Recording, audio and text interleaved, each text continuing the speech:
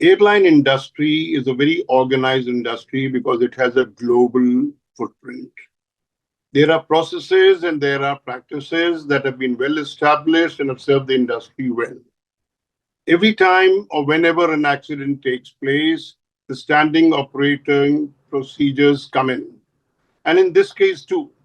Now, Air India as the airline, Boeing as the manufacturer of the aircraft, Dreamliner, and DGC as the regulatory agency will naturally look at every aspect as to what happened, why it happened, etc.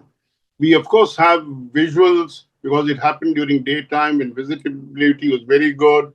One can look at it, yes, the accident took place, but why it took place will need a full investigation.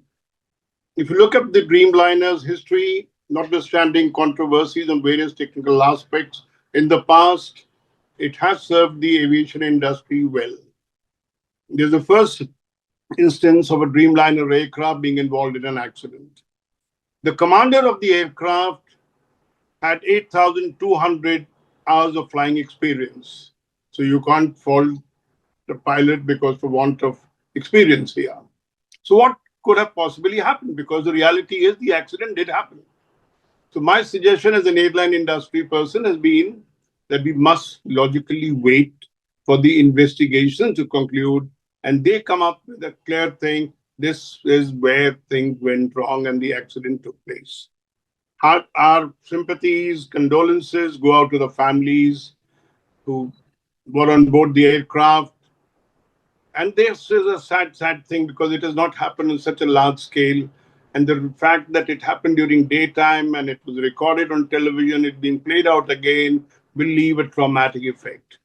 But as far as the cause of the accident is concerned, I'm very clear. I'm not going to hazard a guess or speculate that it could have possibly been a bloodhead or a bird head, or it could have because of a technical issue or a pilot or anything. Let's wait for the proper investigation, objective investigation to conclude. See, coming to the incident in the Mayday call, see, Mayday call is a emergency SOS call, which is a standard global term which is used in terms of emergency. So, of course, to the ATC, there was a Mayday call which was made by the pilot of the aircraft. Of course, now regarding the crashing of the aircraft, of course, really very unfortunate. But what had happened is when the aircraft was taking off, just at the time of takeoff itself, the aircraft has descended and it has crashed in. Now, as far as the flaps are concerned or the engine is concerned, see, till we don't get the correct investigation report, we cannot speculate on it much. But of course, the black box has now been recovered. So, from the black box data, we should be able to know what was wrong on the aircraft. Because understanding that this is a Boeing 787 aircraft, this is a pretty modern age, latest aircraft from Boeing. So it comes with lot of sensors, lot of machinery, lot of automation apart from the pilot's inputs and the aircraft also.